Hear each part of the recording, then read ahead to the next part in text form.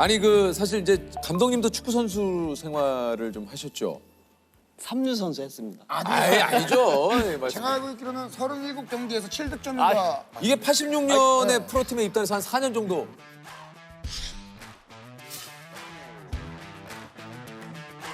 이게 프로 아무나 갑니까 또? 무늬만 프로였죠.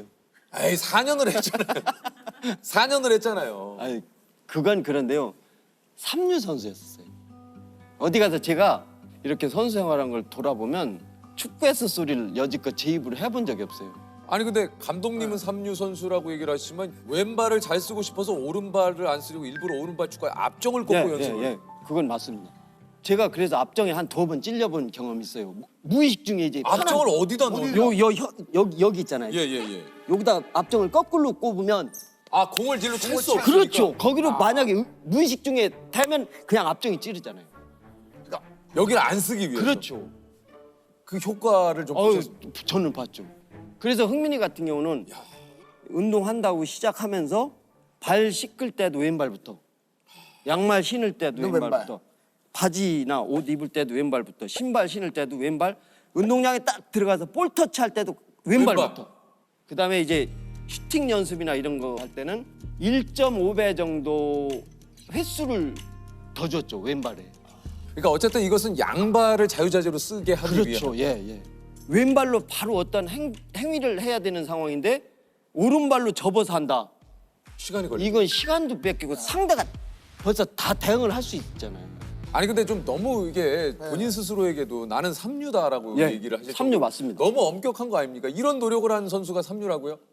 어떻게 보면 그래서 흥민이를 제가 데리고 프로그램을 따르게 접근할 수 있었던 이유가 또 제가 삼류 선수였다라는 그 생각에 결과를 바꾸려면 원인을 바꿔야 되잖아요.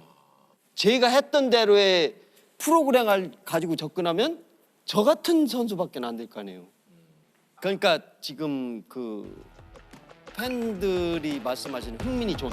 제가 경기를 하면서 사소한 데서 아이디어를 얻어서 이제 그거를 준비했던 거거든요. 어떤 사소한 아이디어였어요? 제가 이제 경기를 한번 현역 때 경기를 하면서 그 지역에서 볼을 딱 잡았는데 아 골킥을 피해서 딱 놓으면 이게 효과적인 순간.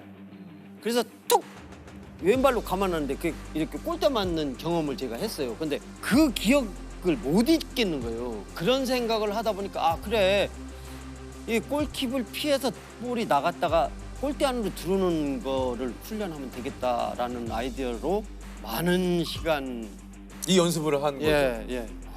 아침 8시부터 웨이트, 공지천에서 슈팅 1000개씩. 네. 1000개요? 이게 처음부터 잘 되진 않았을 거 아이, 아니에요? 그때 당시 이제 제가 시범을 보이긴 보여야 되는데 저도 마발이었고 삼류 선수였는데 나이도 있고 한데 이게 마발이 뭡니까? 개발이요? 그렇죠. 근데 또 제가 시범을 보일 때마다 들어가요. 와 이건 제가 생각해도 이게 후루꾸가 이게 마바리가 이렇게 찰 수 있나 할 정도로 시범을 보이는데 정말 우연하게도. 네. 말이 필요 없을 정도로 정확하게 시범을 보이게 돼요. 그래가지고 흥민이가 이해하기가 훨씬 쉽게. 근데 이게 생각해보세요. 일단 디딤발 각도가 엄청 예민하죠. 아, 예. 그다음에 스핀을 거는 볼 위치, 골키퍼 이런 걸 보려면 한 5가지를 계산을 해야 되는데 이게 처음에 할 때는 이게 되냐고요. 그런데다 경기 중이라면 긴박한데. 그렇죠. 그 짧은 순간. 그렇죠. 수비수들이 또 예. 압박이 들어오고. 예. 근데 흥민이가 그런 얘기를 조심스럽게 한번 하더라고요. 지금은 이제 위치만 딱 자기가 알면 그냥 반사적으로 이제 나가는 거예요. 예. 저 얼마나 연습을 많이 했습니까? 야 이게 그 28살에 은퇴를 하셨으면은 이게 뭘 해야 될까 상당히 좀 고민이 많으셨을 것 같은데 어떤 일을 그 이후로 좀 하신 겁니까? 뭐 제가 아는 것도 배운 것도 없으니까 뭐 이제 뭐 막노동판에 가서 일도 하고 그러니까 뭐 사글세에 살고 뭐 이렇게 하다 이제 나중에는 안 돼. 컨테이너서도 이제 흥민이 어렸을 때 이제 컨테이너에서 살았죠. 아니 그래도 저기 이 프로 선수 생활까지 하셨는데도 이렇게 생활고에 좀 시달려. 예, 많이 시달렸어요. 제가 지금 가장 힘들었던 게 건물 지하실에 들어가서 이제 막노동 다닐 때죠. 건물 지하에 들어가서 이제 방수 작업을 해야 되는데 지하에 들어갔는데 이제 일어설 수가 없는 거예요. 무릎으로 기어다니면서 이제 물이 고여 있는데 그 물을 퍼내고 방수 작업을 해야 되는데 그걸 한 3일 정도 이렇게 한 기억, 그때가 좀 막노동하면서 가장 힘들었던 일이었던 것 같아요. 네. 이 당시에 이제 막노동, 뭐 헬스 트레이너, 초등학교 이제 방과후 강사, 예, 시설 관리, 예. 뭐 이제 투잡, 쓰리잡까지 하시면서 이렇게 생활비를 은퇴했을 당시에 손흥민 선수가 태어나기 3년 전. 예. 그래서 어쨌든 요게 이제 4살 때 그런 공놀이를 예. 우리 손흥민 선수가 좋아했는데 진짜입니까? 발등으로 4, 50번을 찬 다음에 잠을 자고. 그게 탱탱공이라고 있잖아요. 아, 있었어요. 예. 이걸 절 보고 이제 들고 있으라 그래요. 그리고요. 그걸 계속 이제 양발을 차다가 많이 찰 땐 뭐 100개 넘게도 이렇게 놀이 삼아 하는 거예요. 그러다가 이제 이부자리 펴놨으니까 이제 그리고 자고 이게 공을 엄청 좋아했어요. 근데 뭐 얘가 뭐 재능이 있다 어쩌다 이런 거를 떠나서 공을 그 정도로 좋아했어요. 예. 아니 근데 그러다가 처음으로 축구 선수가 되고 싶다라고 얘기한 게 이제 언제고 이제 얘기를 그게 뭐라고 하셨어요? 초등학교 3학년 아마 1학기 때였던 것 같아요. 축구를 하겠다. 그래서 제가 너 이거 힘들게 하겠냐? 그러니까 좋으니까 하겠다. 네. 그 3번을 물어봤어요. 이제 저도 보험을 들어야 되잖아요.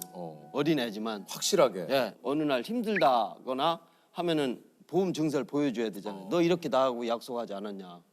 어리지만 하겠다는 거예요. 네. 그래서 본격적으로 제가 시작을 했죠.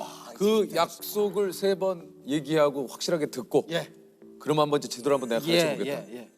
아니 그래서 이제 아까 얘기하신 대로 내가 해왔던 것을 발판 삼아서 이렇게 해서는 안 되겠다는 방식으로 좀 가르치셨다고. 예. 제가 우리 삶에서 기본을 이제 중시하고 2시간은 아주 하루도 안 빼놓고 기본으로 했거든요. 어떤 기본? 어떤 게? 그러니까 처음에는 이제 볼을 잘 다룰 수 있는 거. 그러니까 볼을 통제할 수 있어야 되잖아요. 어떤 상황이 와도. 예.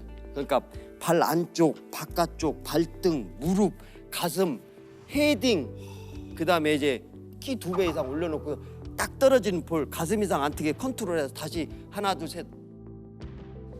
저 어릴 때 보는 거 같네요. 이거 제가 하던 프로그램이에요. 제가 1기. 그게 이제 제가 방송에서 이런 말씀드리면 축구인들이 상당히 저를 이제 뭐 손가락질로 하겠지만 얘기할 기회가 되면 이렇게 얘기하는 게 그 기본을 해야 되는 상황인 애들을 가지고 예를 들면 걸음마도 못하는 애를 데리고 100m 달리기 나갈 수는 없잖아요. 지금 기본기를 해야 되는 애들을 기본기는 무시하고 경기를 하잖아요. 경기를 하는데 그래 경기만 하면 좋아요. 그런데 성적을 얘기하잖아요. 얘들은 누구를 위한 성적이에요? 지금 말씀 중에 주셨는데 지금 저희가 알고 있는 예. 그 감독님의 모습이 이런. 제가 축구 얘기만 나오면 왜 이러냐면 이거 잘못된 거잖아. 근데 방금 누구를 위한 성적인가? 누구를 위한 성적이에요? 그러니까. 예? 얘들이 어려서 너무 혹사당하다 보니까 18, 19대에서 프로에 딱 진입해야 될 상황에 문제가 생기기 시작하는 거예요. 이제 수술대에 올라야 되고 그러니까요. 혹사했잖아요. 뭐 이게 종목은 다르지만 또 야구 선수들 중에도 그래서 이제 그 어렸을 때는 좀 직구만 던지게 하고 변화구 못 쓰게 하는 게 이제 이 관절이나 뼈가 뭐 그렇다고 또 하더라고요. 그 흥민이 같은 경우도 아까도 말씀드렸지만 슈팅 연습을 한 게 18살 지나서 했던 게 바로 그 이후예요. 슈팅 연습 18살 이후에 이후에 했어요. 제가 함부르크에서. 그 전까지 슈팅 연습 안 했죠. 지금 우리 아카데미 애들도 똑같아요. 어린 애들 가지고 볼을 멀리 때리거나 강하게 때리는 건 절대 안 해요. 왜 안 하시는 이유는 뭐? 관절이나 근육이 아직 그러니까. 열이잖아요. 낼 수 있는 힘 이상을 계속 반복적으로 냈을 때 어떤 부작용이 오겠어요?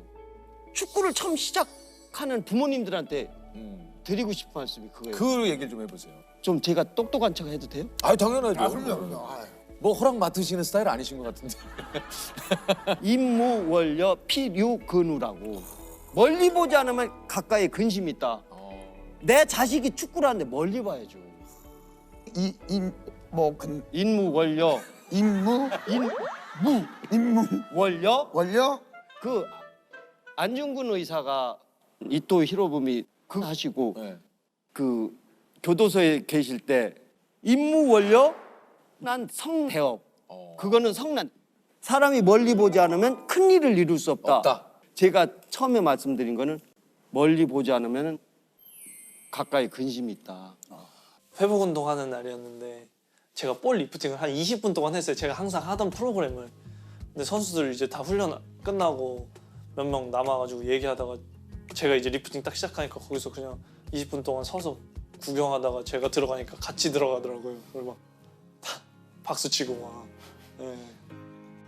그럼 저는 이제 그건 궁금해요. 그럼 예를 들면 다른 분들이 봤을 때 혹독하게 손흥민 선수를 가르치셨지만 예.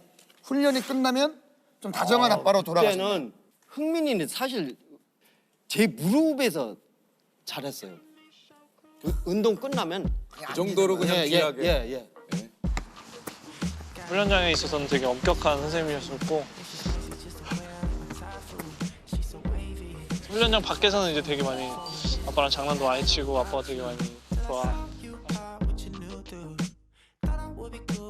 이게 이제 이랬던 손흥민 선수가 2009년에 이제 독일 분데스리가 함부르크에 입단하면서 18살에 유럽 프로리그에 진출을 합니다. 이번에 있었던 가나전 감독님이 그 당시에 유소년 코치. 예, 맞습니다. 한국에서 이제 이렇게 유럽 프로리그에 진출하면서 한국에서 생활을 다 접고 손흥민 선수를 따라서 이제 독일로 예. 들어가셨다고 해요. 그래서 이제 손부 삼천지교라는 말까지 생길 정도로 이 말 들어보셨습니까? 네. 예. 그때는 아까도 이제 말씀하셨지만 제가 생활이 아주 힘들 때니까 지금 생각하면 함부르크 생활이 춥고 배고팠던 생각밖에 안 들어요. 제가 흥민이는 이제 유소년 숙소에 이제 들어가 있고 저는 이제 그때 당시 호텔이라고 하는데 가장 가까이 근접한 데를 이제 얻어서 있는데 아침은 그냥 거기서 해결을 하는데 점심 저녁은 이제 먹을 수가 없으니까 뭐 돈도 없고 그다음에 차도 없고 집도 없고 하니까 그럼 뭐 하시고 계셨어요? 오전에 딱 호텔에서 가서 흥민이 자는 거 깨워서 아침 먹고 와라 하고 저는 이제 흥민이 방 제가 이제 청소 싹 해놓고 그때는 구단이 오후 훈련했었어요. 그럼 오전에 지하에 가면 짐이 있었거든요. 네. 거기 가서 이제 18 넘어갔으니까 오전에 이제 근력 운동, 근력 운동을 따로 하고 남의 차를 얻어서 이제 타고 다닐 때거든요. 그러면 이제 흥민이 따라가서 흥민이 이제 라카룸에 넣어놓으면 이제 저는 한 6시간 정도는 밖에서 있어야 돼요. 있을 데가 없어. 어디 다른 데 아니 들어가실 호텔에 데가 가셨다가 호텔하고 이 일군 훈련소하고 훈련장하고는 한 50분 정도 차로 50분 정도 거리니까 네, 어떻게 할 수가 없었어요. 그래도 그 훈련장 근처에 뭐 카페 없어요. 훈련장에 카페가 없어요. 날씨가 엄청 추운 겨울이다 그러면은 6시간 동안 이제 밖에서 떨고 있어야 되는 거예요. 예를 들어서 비가 오거나 눈이 오면 함부르크가 눈도 많고 바람도 많고 춥고 북부 지방이니까 그러니까 우산을 쓸 수가 없어요. 날아가니까. 그러니까 큰 나무 운동장 옆에 큰 나무가 있는데 그 큰 나무 잎으로도 이제 비가 새잖아요. 그렇죠. 예. 이제 그럼 거기 그냥 있는 거예요? 그렇죠. 비를 피할 수가 없어요. 왜냐하면 흥민이 훈련하는 걸 제가 또 보고 또 봐야 체크를 해야 돼요. 돼요. 그렇죠. 아니 그러면 계속 그냥 보고 있는 겁니다. 그렇죠. 훈련을 봐야 그 다음 날 제가 짐에 내려가서 흥민이 어디를 이제 그렇죠. 보강을 해줄 건지. 그리고 어제 훈련량이 여기가 부하가 이렇게 됐으니까 양을 줄여줘야 되잖아요. 줄여줘. 그렇죠. 예. 이렇게 몇 년을 하신 겁니까? 흥민이 레버쿠젠 와서까지니까 23살 때까지 이제 그럼 18살이면 거의 한 4, 5년을 그렇죠. 그 손흥민 선수도 아버님께서 이렇게 6시간 동안 훈련하는 동안 거기 이제 나무 뭐라고 얘기 안 하세요? 아버지 좀 어디 가서 좀 딴 데 가서 좀 계세요 뭐라든가 아니면 좀 쉬셔야죠 뭐 이런 얘기. 아니 근데 유럽에 들어가서 사실은 사냐 죽냐잖아요. 그러니까. 그러니까 제가 그 스트릭트하게 이렇게 하는 거에 대해서는 왜 제가 그랬냐면은 제가 그렇게 함으로 해서 흥민이가 긴장을 늦출 수 없잖아요. 제가 먼저 짐에 이제 가서 21개 그럼 제가 21개 따가고 제가 그냥 앉아서 이렇게 하라고 한 게 아니라 시범을 제가 보여주고. 똑같이 훈련량을 흥민이보다 더하면 더 했지 덜 하진 않았죠.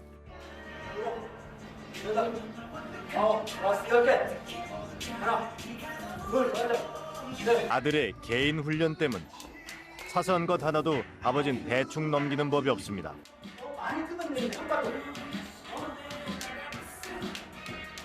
아들은 조금 괴롭습니다. 그러니까 흥민이가 따로 살 수밖에 없죠. 이게 지금도 감독님이 몸이 다 진짜.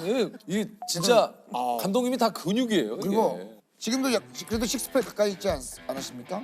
이게 없을 수가 없는 몸. 제가 말씀드리면 또 잘난 체 하는 거잖아요. 그럼 제가 본 걸로 해도 됩니까? 저번에 사우나 갔는데 어우 뭐 식스팩. 아니 지금도 뭐 몸이 딱 100개예요. 요즘도 계속 운동하시죠? 예, 운동해. 아